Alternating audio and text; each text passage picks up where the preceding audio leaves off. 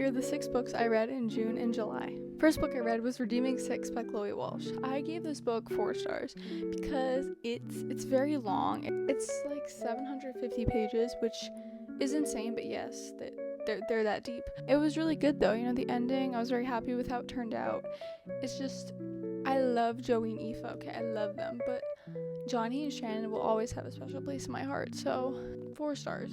And then I read Promise Me Sunshine by Cara Bastone. I didn't like this book in the beginning. It had a very rough start, okay? When we were introduced to our male main character, Miles, it was rough, okay? I didn't like him. He wasn't nice. He was iffy, okay? And that kind of took me out of the book for like 100 pages. And then after the 100-page mark, I was like, oh, okay, so we're kind of getting to the story. And then the last half of the book was awesome. I still think about these characters constantly. The talk just about grief and just friendship that, yes, turned into romance, but the friendship especially was just so heartwarming, and it was so awesome. I definitely recommend 4.25. And then I read One Golden Summer by Carly Fortune. I ate this book up. Okay, Charlie Florrick, the man you are.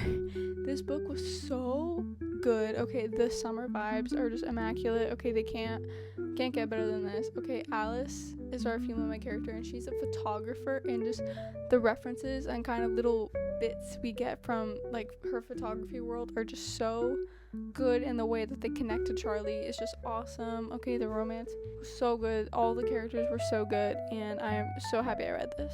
5 stars. I actually DNF'd this book, The Bridge Kingdom by Danielle L. Jensen. The second I started reading this, I didn't like the writing style at all, and I kind of thought that when the two main characters met, it was more lusty than I would normally read, and I really don't like DNFing books, so this is like really big for me. And then I read Reckless by Elsie Silver. I was not a huge fan of this book.